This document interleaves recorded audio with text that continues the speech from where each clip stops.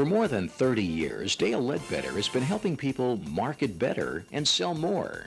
As the author of 6 books and tapes, Dale is a pioneer in the new breed of selling professionals, moving away from trick closes and manipulative techniques, moving instead to empowering customers and facilitating the buying process.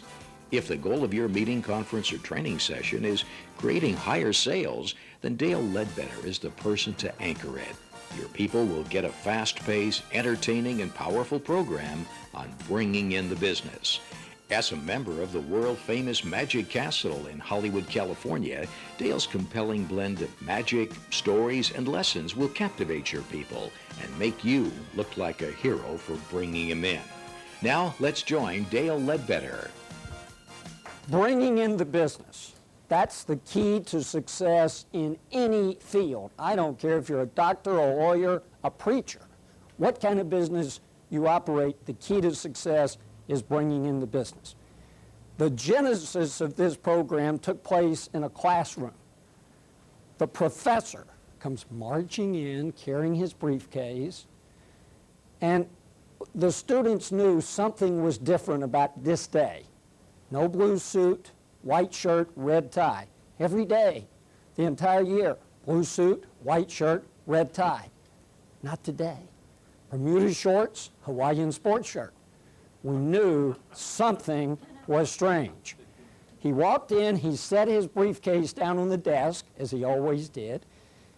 This day, he reached in and picked the book up and held it over his head. Looked in every one of our faces and shouted, "Trusts and estates, the most boring subject in the world." And of course, we all agreed.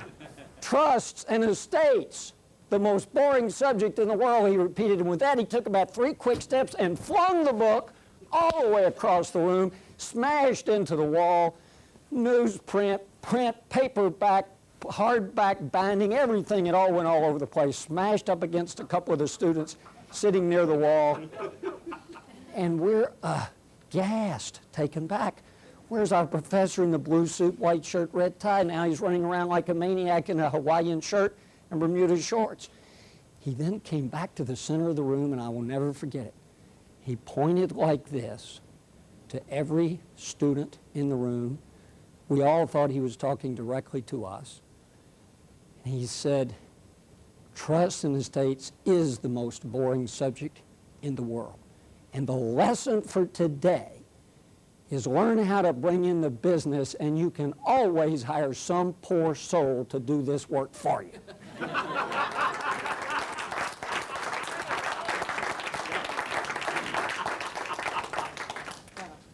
I must confess, to this day, I know little or nothing about trusts and estates. But I remembered what he said. The students began to file out.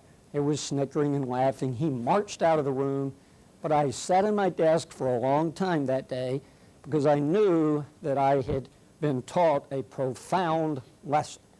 Learn how to bring in the business, and you can always hire some poor soul to do this work for you.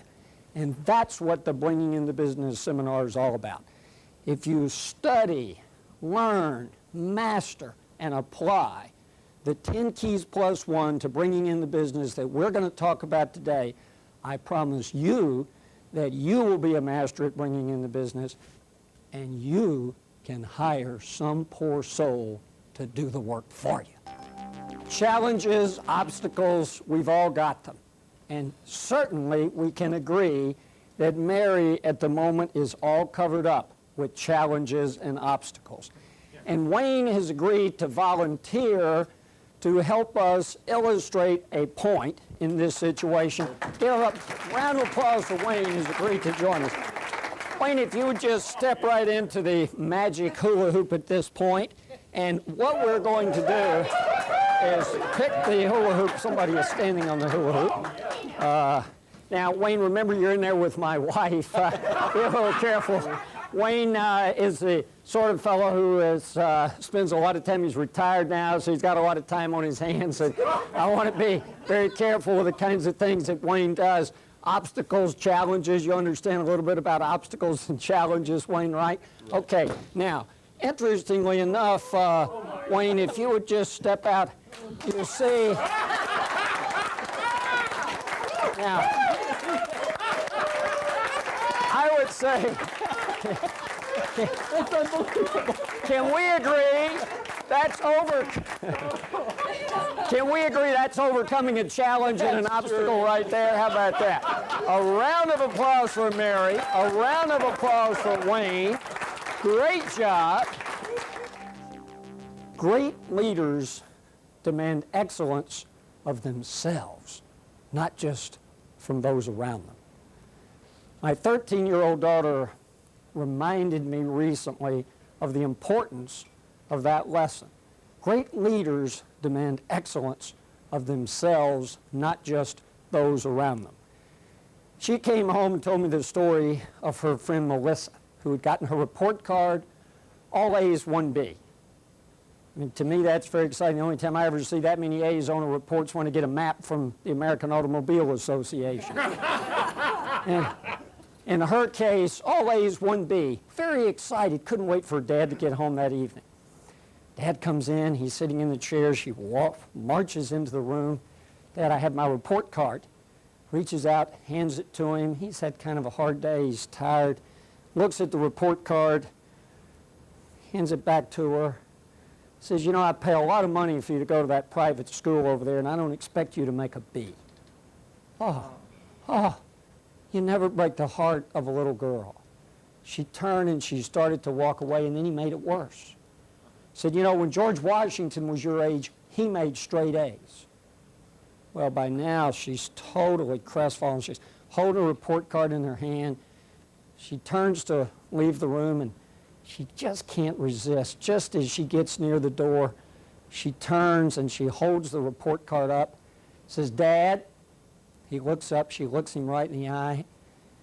She says, Dad, I did not know that when George Washington was my age, he made straight A's. But I do know that when he was your age, he was the President of the United States.